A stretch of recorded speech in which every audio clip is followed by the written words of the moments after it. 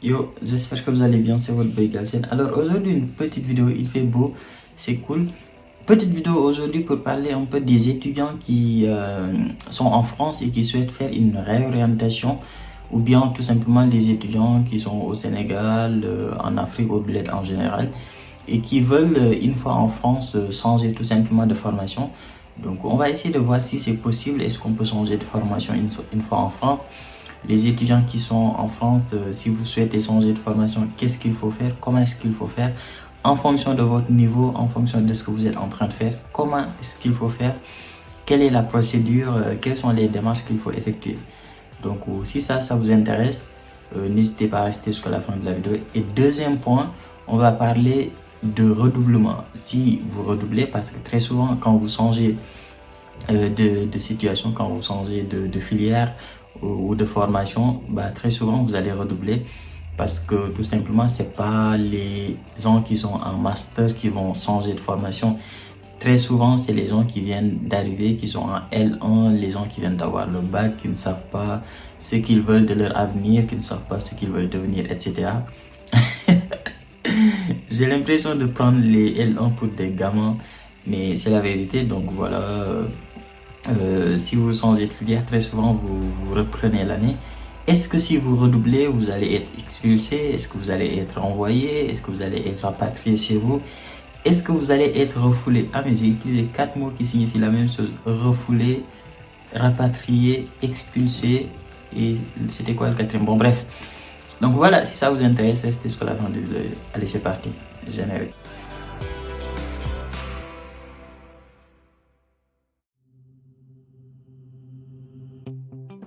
Bon, pour commencer la vidéo, la première chose que vous devez savoir, c'est que si vous décidez de changer de formation, de changer de filière, il y a deux voies qui sont possibles. La première voie, c'est de rester dans votre propre université et de faire tout simplement une réorientation, ou bien soit de changer complètement d'université et d'aller dans une autre ville, d'aller dans une autre université et tout simplement de changer complètement d'université. Les deux voies sont complètement différentes.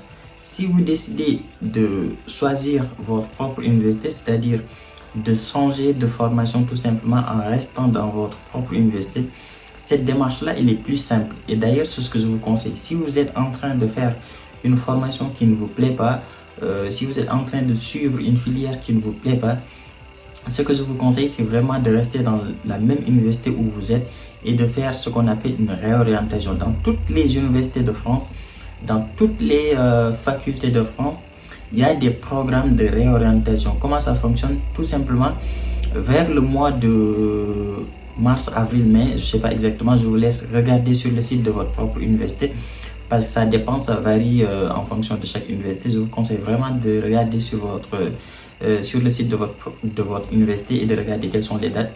Donc, il suffit d'aller dans ce site-là et de faire une demande de réorientation. Très souvent, à presque 95% des cas, les demandes de réorientation sont acceptées si vous restez dans votre propre université.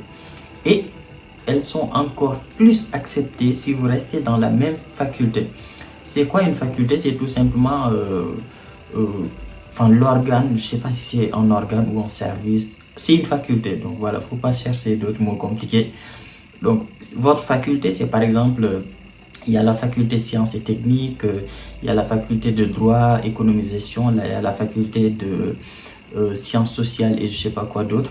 Donc, si vous restez dans la même faculté, ça vous facilite vraiment la réorientation. Par exemple, vous êtes en physique, en L1 en physique et vous souhaitez vous réorienter en mathématiques, vous souhaitez vous réorienter en informatique ou bien en biologie, etc. Très souvent, ça se fait très facilement. Par contre, si vous êtes en droit et que vous voulez faire de l'informatique, forcément, ça va être très compliqué. Même dans une même université, ça peut être très compliqué. Donc, sincèrement, si vous faites des réorientations qui sont logiques, qui sont simples, qui sont très souvent dans la même faculté, ou bien deux domaines qui se ressemblent un peu. Par exemple, vous êtes en mathématiques, vous souhaitez aller faire de l'économie, bah, très souvent, si vous demandez une réorientation, c'est accepté. Donc moi, ce que je vous conseille, c'est vraiment de rester dans la même université et de faire une demande de réorientation. Maintenant, il y a des gens parmi vous qui souhaitent changer complètement de ville. En ce moment-là, si vous êtes en L1, ce que vous faites, c'est que vous postulez directement sur Parcoursup. Oui, quand vous êtes au bled, vous ne pouvez pas vous inscrire en L1 dans Parcoursup parce que Parcoursup, si vous êtes au bled, c'est uniquement BTS et prépa. Mais si vous êtes en France et que vous êtes déjà inscrit dans une université, vous avez un identifiant national étudiant, vous êtes déjà inscrit dans une université, vous pourrez faire des demandes de licence dans Parcoursup. Par contre, si vous êtes en L2, en L3, en Master 1, en Master 2 ou bien dans d'autres filières comme les DUT, etc. et que vous souhaitez changer d'université, en ce moment-là, il faut postuler directement sur le site des universités. Donc, il y a deux possibilités. Soit vous restez dans votre propre université, donc en ce moment-là, vous faites uniquement une réorientation qui est très simple, facile et très souvent acceptée. Ou soit vous changez complètement de ville et en ce moment-là, il faut faire une demande sur les sites des universités. Enfin, sur les sites des universités, bien sûr, si vous voulez postuler en L2, L3, M1 et M2. Et en ce moment-là, voilà, vous pourrez accepter ou pas. Ou soit, si vous voulez changer d'université en restant en L1, en ce moment-là, il faut postuler sur Parcoursup. Parcoursup, c'est uniquement les L1 si vous êtes en France.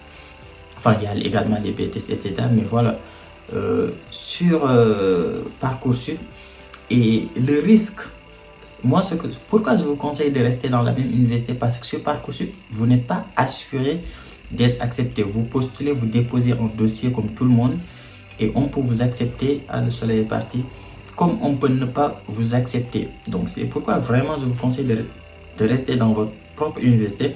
Parce que si ça arrive que tu n'es pas accepté dans ces universités-là, alors que tu n'avais pas fait ta réinscription dans ta propre université, ou que tu n'avais pas fait une demande de réorientation dans ta propre université, bah, tu peux te retrouver sans aucune université et voilà, donc en ce moment-là, tu te mets vraiment dans la merde.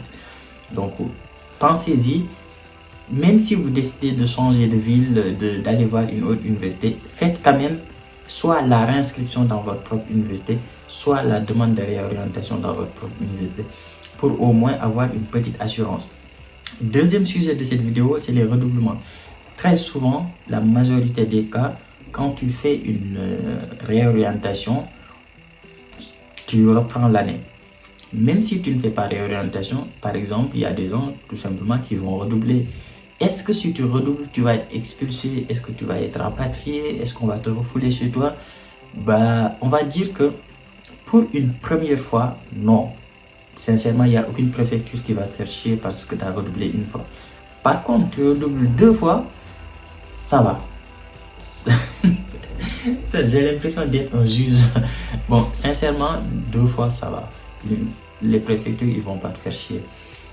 Très souvent, ça passe crème deux fois. Trois fois, bah là, ça commence à se corser un peu. Il y a certaines préfectures, peut-être même beaucoup de préfectures, disons, allez, 50% des préfectures. Si tu redoubles trois fois, ils vont vraiment te faire chier en fait. Ils vont vraiment te faire chier. Et c'est quoi te faire chier? C'est tout simplement refuser ton renouvellement parce qu'ils considèrent que tu n'es pas en France pour les études, que tu viens juste pour voilà, rester en France, mais tu n'étudies pas parce que voilà, 3 ans dans une même année, bah, c'est chaud quand même. Ils ont un peu raison quand même sur ce coup. Donc, quand je dis 3 fois, je ne parle pas de redoubler en L1, redoubler en L2, redoubler en L3. Ça va. Mais redoubler la même année 3 fois, bah là, pour beaucoup de préfectures, tu vas commencer à avoir beaucoup de soucis. Si tu redoubles 4 fois pour la même année, ah bah là, mon gars, ça va être très compliqué pour beaucoup de préfectures en fait. Ça ne sera pas seulement 50% des préfectures, mais ça va être beaucoup de préfectures qui vont vraiment te faire chier et voilà, qui risquent de te donner une OQTF. Si vous ne savez pas c'est quoi OQTF, je vous ferai une vidéo sur tout ça là. OQTF, c'est obligation de quitter le territoire français. En fait, c'est des choses que vous ne connaissez pas encore parce que vous venez d'arriver. Mais si vous commencez à être un ancien en France, si vous commencez à faire 3 ans, 4 ans, 5 ans, vous allez connaître tous ces bails-là. Mais si ça vous intéresse, je peux vous en parler.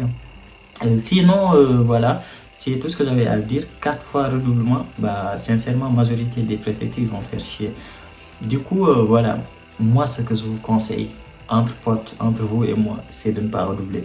Concentrez-vous sur vos études, bossez, vous êtes venu en France pour les études, assurez vos études, c'est le minimum en fait. Assurez vos études et vous n'aurez aucun problème. Voilà. Après, si vous souhaitez, je peux vous faire une vidéo sur mon parcours, comment j'ai fait pour valider mes 5 ans d'études en France sans jamais avoir eu de problème. C'est tout simplement parce que je suis très intelligent, je rigole bien sûr. C'est tout simplement parce que j'ai bossé. Pendant 5 ans, sincèrement, pendant 5 ans, je me suis quasiment sacrifié, hein, de ouf même. Genre, je faisais que école, je descends à 17h, je vais au travail. Je faisais que ça en fait, tous les jours. Tous les jours, école, travail, école, travail. De temps en temps, les week-ends, je suis KO, je suis fatigué parce que toute la semaine, j'ai fait école, travail. Bah, très souvent, la semaine, je dors, bah, je me repose. Ou bien, bah, quelques week-ends, je sors avec des potes vite fait pour aller voilà, s'amuser un peu. Mais très souvent, c'est quasiment, c'est très limité quand même, c'est très très limité. Donc, si vous venez d'arriver en France, vous prenez pas la tête sur des bails qui n'ont aucune importance. Concentrez-vous sur vos études. Faites en sorte d'assurer vos études. Et une fois que ça c'est acquis, vous allez voir après vos études, vous allez être très tranquille. Et même pas forcément après vos études.